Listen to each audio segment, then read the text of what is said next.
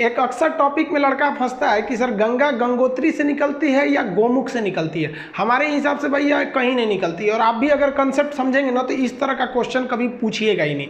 और एक और फंस जाता है, सबसे ऊंचा बांध टिहरी बांध है या फिर भाखड़ा नांगल है, दोनों अपने अपने जगह पे सही है, दोनों की कैटेगरी है। समझते हैं, देखिए उत्तराखंड जो है ये उत्तर प्रदेश से टूट के सन 2000 में अलग हुआ था। उत्तराखंड को बेसिकली दो भागों में बांट सकते हैं। इसका पूर्वी भाग थोड़ा सा छोटा है जिसे कुमायूं कहते हैं, और इस साइड का भाग थोड़ा बड़ा है, गढ़वाल कहते हैं। गढ़वाल जो एरिया है यहाँ बहुत से बड़े बड़े हिमानी का मतलब होता है ग्लेशियर, जहाँ पे बर्फ के पहाड़ होते हैं उसे ग्लेशियर कहते हैं। वहाँ से कई नदियों का उद्गम होता है। अब इन ग्लेशियर यानी पहाड़ों के ऊपर से बर्फ कहाँ जाता है, तो जैसे जैसे ऊंचाई बढ़ती है प्रत्येक 165 मीटर ऊंचा जाने पर 1 डिग्री टेम्परेचर में कमी आने लगती है। ये कमी क्यों आती है ये एक अलग टॉपिक है। बस इतना समझिए कि जब आप जमीन पे रहते हैं तो आपको कई जगह से उष्मा मिलती है। सीधे सूरज से मिलता है, इधर का दीवार गर्म, इधर का दीवार गर्म, हवाएं गर्म, नीचे का जमीन गर्म, तो कई ओर से हवा गर्मी आते रहता है, तो आपका टेम्परेचर ज़्यादा रहता है। जैसे जैसे आप ऊपर जाते हैं तो जो नीचे की अगल बगल का वातावरण था वो तो छूट गया,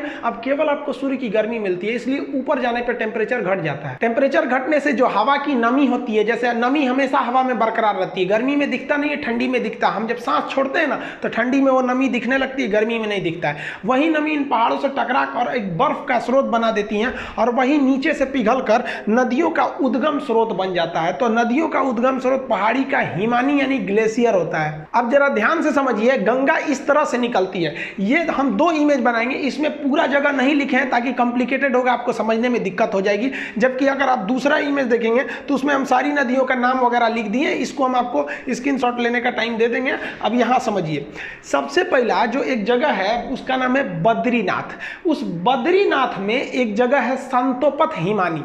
बद्रीनाथ के संतोपत हिमानी से एक नदी निकलती है जिसका नाम है धौली गंगा, विष्णु गंगा, और एक साइड से आती है धौली गंगा। तो धौली गंगा और विष्णु गंगा 2 नदियां हैं। ये 2 नदियां आपस में आके मिल जाती है विष्णु प्रयाग में। प्रयाग का मतलब होता है मिलन स्थल। तो विष्णु गंगा और धौली गंगा आके मिलती है विष्णु प्रयाग में, और यहाँ इनकी गहराइयाँ बराबर हो जाती हैं लगभग। जब 2 नदियों के मिलने के वक्त में गहराई बराबर हो जाए तो उन नदियों का नाम चेंज कर दिया जाता है। यदि एक की गहराई ज़्यादा दूसरी की गहराई कम, तो नदी गहरी वाली नदी के नाम से ही नदी आगे बढ़ेगी। तो यहाँ लगभग गहराई बराबर हो जाती है विष्णु प्रयाग में, तो नाम बदलकर इस रेड वाली नदी का नाम रख दिया जाता है अलकनंदा नदी। यहाँ से यहाँ तक ये रेड वाली नदी है अलकनंदा नदी। अब इसको ओवरव्यू में समझिए। अलकनंदा आगे बढ़ती है, आगे जाकर एक नदी आके मिलती है जिसका नाम है नंदाकिनी नदी।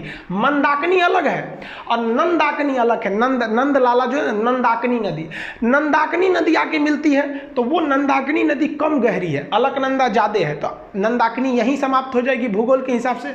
अब ये भी जगह तो मिलन स्थल हो गया। मिलन स्थल को प्रयाग कहते हैं, चूंकि नंदाकिनी नदी मिली है इसलिए इसे कहते हैं नंद प्रयाग। नंद प्रयाग के बाद नदी और आगे बढ़ती है, तो यहाँ आगे बढ़ती है तो एक और नदी आके मिलती है पिंडार नदी। पिंडार नदी जहाँ आके मिलती है उसे कहते हैं हम लोग कर्ण प्रयाग। तो कर्ण प्रयाग में पिंडार नदी आगे मिल गई। अलकनंदा जो है कहती है भाई तुम कम गहरा हो, तुम यहीं खत्म हो जाओ, आगे हम ही बढ़ेंगे। अलकनंदा आगे बढ़ती है तो एक और नदी आके मिल जाती है, वो नदी निकलती है केदारनाथ से। ये वाली निकली थी बद्रीनाथ से। उस नदी का नाम है मंदाकिनी नदी। ये मंदाकिनी नदी आके इसे मिलती है, ये जाके मिल जाती है यहाँ पर। मंदाकिनी कम गहरी, ये ज़्यादा गहरी, इसलिए मंदाकिनी यहाँ समाप्त। अब ये मिलन स्थल है, इसका भी नाम प्रयाग रहेगा, तो इसका नाम हो जाता है रुद्र प्रयाग। रुद्रप्रयाग से नदी फिर आगे बढ़ती है, अभी भी अलकनंदा, इस रूट में बहुत गहरी है अलकनंदा। अब यहाँ से आती है उत्तर काशी जिला से। उत्तर काशी के पास एक जगह है गंगोत्री। अब गंगोत्री के पास एक एक्यूरेट पॉइंट की बात करेंगे तो वह है आपका गोमुख। वहाँ से एक नदी निकलती है जिसका नाम है भागीरथी नदी। ये भी बहुत बड़ी नदी है और उत्तराखंड के लोग मुख्य रूप से इसी को गंगा मानते हैं, ये वाले साइड को, ये उसकी सहायक समझते हैं। तो भागीरथी निकलती है, तो इस भागीरथी के बीच में एक नदी आके मिल जाती है भिलांगना। छोटी सी नदी है, कहती है भागीरथी चला यहीं पे खत्म हो जा। भिलांगना इसको लेके आगे बढ़ जाती है और भागीरथी भिलांगना को लेके आगे बढ़ जाती है और भागीरथी जाके इस अलकनंदा में मिलती है देवप्रयाग के जगह पे, और यहाँ पर दोनों की गहराई लगभग बराबर हो जाती है, तो इसका नाम हो जाता है गंगा। अब आप बताइए, गंगा तो इतनी नदियों से मिल के बना है, अब इसको याद करना बड़ा टफ है, तो उसको तरीका समझिए याद करने का। देखिए, विष्णु भगवान थे, इन्होंने अवतार लिया, तो कृष्ण भगवान का अवतार लिए थे ये। तो बचपन में कृष्ण भगवान का नाम क्या था? यशोदा का नंदलाल, नंदलाल। तो विष्णु भगवान क्या बने? नंदलाल बने। और ये जब बचपन में थे, आगे बढ़े, तो ये हमेशा इनके कान में बाली रहता था। आप देखेंगे कृष्ण भगवान कान में बाला पहनते थे और गले में उसके बाद रुद्राक्ष की माला। तो लाइन से याद रखिएगा, विष्णु भगवान से याद रखेंगे विष्णु प्रयाग, नंदलाला से याद रखिएगा नंद प्रयाग, कान में बाली पहनते थे तो कर्ण प्रयाग, गले में रुद्राक्ष की माला रखते थे तो रुद्र प्रयाग।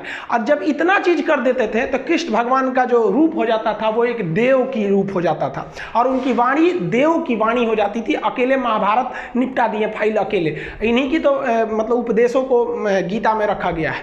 तो लास्ट में वो किसका रूप ले लिए? देव का रूप ले लिए। यही 5 प्रयाग है जिसे हम पंच प्रयाग कहते हैं, जो हिंदू धर्म के हिसाब से ये पंच प्रयाग घूमना बहुत ही शुभ माना जाता है। उसे अपने जीवन में ये पंच प्रयाग घूमना चाहिए। तो कौन प्रयाग हो गया आपका? विष्णु भगवान से याद रखिएगा विष्णु प्रयाग, नंद प्रयाग, कर्ण प्रयाग, गले में रुद्राक्ष की माला तो रुद्र प्रयाग, और सकल हो गया इनका किस तरह से? देव की भांति इनकी रूप हो गई तो देव प्रयाग। यानी 5 प्रयाग को मिला देते हैं पंच प्रयाग। तो सीक्वेंस आपको याद हो गया। अब पिछले स्लाइड पे चलते हैं। यहां देखिए, ये वाला प्रयाग कौन सा होगा? विष्णु प्रयाग। विष्णु भगवान नंदलाला के रूप में जन्म लेंगे तो नंद प्रयाग, कान में पहनेंगे तो कर्ण प्रयाग, गले में रुद्राक्ष की माला तो रुद्र प्रयाग, और सकल हो जाएगा देव के भांति तो देव प्रयाग। ये नदियां हो गई। अब आप बताइए, देव प्रयाग के आगे गंगा बनती है। तो बीपीएससी में क्वेश्चन पूछा था कि ये भागीरथी तथा अलकनंदा का संगम कहाँ होता है? तो वो होता है आपका देव प्रयाग में। समझ में गया? अब इसको एक बार दोबारा समझते हैं। संतोपत है, हिमानी है बहुत बड़ा, वहां से निकलती है धौली गंगा, विष्णु गंगा। कहाँ मिलेगी? विष्णु प्रयाग में। नदी का नाम हो जाएगा अलकनंदा। अगली नदी नंद प्रयाग, नदी का नाम रहेगा नंदाकनी और जगह का नाम हो जाएगा नंद प्रयाग। इसे भी अलकनंदा लेके आगे बढ़ेगी और अलकनंदा में आगे जाके मिलेगी पिंडार नदी। अब की जगह कौन हो जाएगा? कर्ण प्रयाग। अलकनंदा फिर आगे बढ़ेगी, मंदाकिनी को ले जाएगी अपने साथ, मंदाकिनी को ले आके मिलाएगी तो हो जाएगा रुद्र प्रयाग। गले में रुद्राक्ष की माला हो गई। अब कृष्ण भगवान के पास यही सब तो चीजें थी, अब देव का रूप ले लेंगे। यहाँ पे भागीरथी आएगी अपने साथ भिलांगना को मिलाते हुए और मिल जाएगी देव प्रयाग में, और यहाँ से बन जाएगी गंगा। तो देखिए, गंगा तो भाई साहब निकलती ही नहीं है, गंगा नदी बनती है इतनी नदियों से मिलकर। तो अगर आप ग्रुप डी खलासी चपरासी गैंगमैन सफाई कर्मी का एग्जाम देते हैं तो गंगा कहाँ से निकलती है? तो मार दीजिएगा भाई साहब उत्तरकाशी जिला के गंगोत्री के समीप गोमुख से। लेकिन अगर आप बड़े एग्जाम को देते हैं, कमीशन लेवल का, पीसीएस यूपीएससी लेवल का, तो इतने छोटे लेवल का वो क्वेश्चन ही नहीं पूछेगा गंगा निकलती कहाँ से, क्योंकि उसको पता है कि भाई साहब गंगा निकलती नहीं है। गंगा एक बहुत बड़ा नदियों का एक पैटर्न है, ड्रेनेज पैटर्न है, जिसे समझना पड़ेगा। इसमें हम इन नदियों को लिख दिए हैं, यहाँ पे जो घेरे हुए हैं ये प्रयाग है, विष्णु प्रयाग, नंद प्रयाग, कर्ण प्रयाग, रुद्र प्रयाग, देव प्रयाग, और ये नदियों का नाम लिखे हैं। एप्लीकेशन में जब इसी को पढ़ाएंगे तो इसमें हम आपको याद, क्लास में जैसे याद करा देते थे उसको याद करा देंगे। अब यूट्यूब पे याद थोड़े कराएंगे बैठा के आपको, और इसका पीडीएफ और नक्शा में हम आपको इसको भरवाते थे। याद करिए, जब उत्तराखंड का नक्शा मतलब मैप के क्लास में पढ़ाते थे तो ये तो पूरा चीज आपको बता देते थे। अब इसमें 2-3 चीजें अलग से आप जान लीजिए। भिलांगना नदी जैसे आके भागीरथी से मिलती है तो इसके संगम के समीप ही बनाया गया है टिहरी बांध। अब ये टिहरी बांध में पानी बहुत भयानक लग जाता है और इस टिहरी बांध पर खतरा होता है, इसलिए टिहरी बांध के पीछे एक सपोर्ट के लिए एक और बांध है जिसका नाम है कोटेश्वर बांध। तो टिहरी बांध किस पर है? भागीरथी नदी पर बनाया गया। इसके सपोर्ट के लिए कोटेश्वर बांध बनाया गया। जब भी बड़े बांध बनाए जाते हैं तो उसके सपोर्ट के लिए पीछे भी रहते हैं। जैसे भाखड़ा बांध बहुत बड़ा बांध है तो उसके पीछे एक और बांध है नांगल बांध। तो भाखड़ा अलग है, नांगल अलग है, ऐसे मिला के पढ़ देते हैं तो भाखड़ा नांगल एक लगने लगता है। अब दोनों बांध की कैटेगरी अलग है, दोनों में कौन ज्यादा ऊंचा है उसको समझिए। देखिए, उत्तराखंड का जो टिहरी बांध है ये तो भागीरथी पर स्थित है, और पंजाब का जो भाखड़ा नांगल बांध है वो किस पर है? सतलज नदी पर। अब दोनों बांध की कैटेगरी अलग अलग है। ये बांध 260 मीटर है ऊंचा, कहीं कहीं आपको 255 देगा, तो 260 मीटर ऊंचा है, तो ये जेन्युइन है ऊंचा है। ये वाला बांध जो है वो थोड़ा कम ऊंचा है, 225 25 मीटर ही ऊंचा है, लेकिन दोनों बांध की कैटेगरी अलग अलग है। जैसे कोई लड़का है 6 फीट का और कोई लड़की है 5 फीट की, आपसे पूछा जाए सबसे ऊंची लड़की कौन है, तो इसको थोड़ा कहिएगा कि 6 फीट का, भाई साहब तो कैटेगरी अलग होगा, लड़की में तो 5 फीट को रखना पड़ेगा।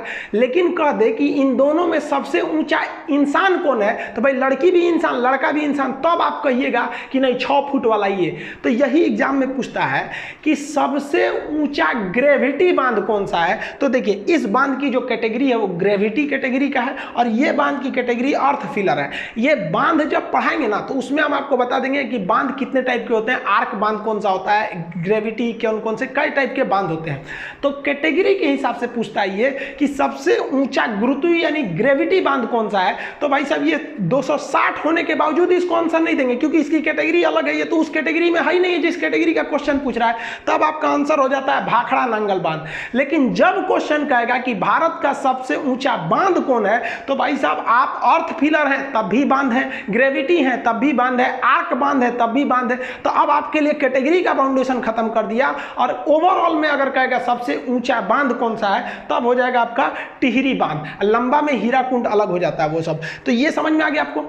देखिए उत्तराखंड के लोग गंगा को मुख्य रूप से भागीरथी को गंगा कहते हैं, और बंगाल के लोग भी गंगा को गंगा न कह के भागीरथी कहते हैं। और शास्त्रों में भी देखिएगा ना तो कई जगह गंगा को भागीरथी बोला गया है। आप बाहुबली का गाना सुनिएगा, जब वो शिवलिंग लेकर गंगा झरना के नीचे रख देता है, वहाँ गाना बजता है कि भागीरथी देख तेरे पास खुद शिव जी चले आए रे। तो आप इसको देखे होंगे ना, शिव तांडव वगैरह भागीरथी बोला जाता है। तो ये भागीरथी को लोग गंगा समझने लगते हैं, और उस हिसाब से छोटे एग्जाम में बोल देते हैं कि उत्तरकाशी जिला के गंगोत्री हिमालय के गोमुख से निकलती है। जबकि आप ये कॉन्सेप्ट समझ गए, पंच प्रयाग यानी पांचों प्रयाग में कौन कौन सा सीक्वेंस याद करने का आपको हल्का सा यहाँ बता दिए। हालांकि एप्लीकेशन पे तो जब तक आप लोग क्लास के स्टूडेंट होंगे तो आपको पता होगा, ये सब तो पूरा याद ही करा देते थे। कैसे याद रखेंगे प्रयाग का जगह, तो ऊपर सबसे पहले होगा आपका विष्णु प्रयाग, विष्णु प्रयाग के बाद नंद प्रयाग, कर्ण प्रयाग, रुद्र प्रयाग, और कृष्ण भगवान का रूप देव की तरह हो जाएगा तो देव प्रयाग। गंगा कहाँ बन गई, देव प्रयाग में बन गई।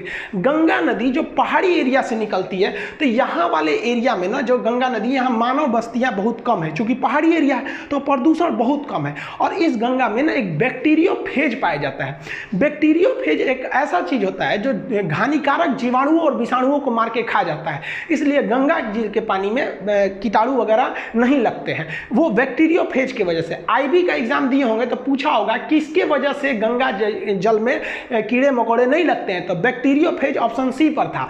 तो ये ध्यान से रखिएगा आप लोग। और आजकल देखिए हम लोग की भी कुछ गलती है, गंगा नदी में जो क्षमता है उसको पुनर्निर्माण करने की, उसमें तो हम लोगों ने अत्याचार कर दिया। कानपुर से जब गंगा निकलती है एकदम गंदगी मचा देते हैं, तो हम लोग गंगा को कुछ ज्यादा गंदा कर दिया। वो तो लॉकडाउन हो गया, तो जो हम लोग सोच रहे थे गंगा साफ करेंगे अपने से साफ हो गया। अभी थोड़ा सा ढील हुआ ना लॉकडाउन में, फिर गंदा करके हम लोग रख दिए। तो प्रकृति से हम लोग भी खिलवाड़ करते हैं, तो प्रकृति हम लोग के साथ भी कर देती है कोरोना वगैरह देके। तो ये आप समझ में आ गया आप लोग को। इसका पीडीएफ वगैरह एप्लीकेशन जो पढ़ेंगे आप लोग, तो एप्लीकेशन पे इसका पीडीएफ और इसका जो टेस्ट हो गए अब तक कितने क्वेश्चन इससे रिलेटेड दिए गए उसमें दे देंगे। और न्यू रिक्रूटमेंट भी आ गया, आप देख रहे हैं। आप लोग को अब अच्छे से पढ़ना पड़ेगा, ये नहीं कि ऐसे छोटा मोटा पढ़ लेंगे तो रिजल्ट हो जाएगा। आई होप आप इसको समझ गए होंगे।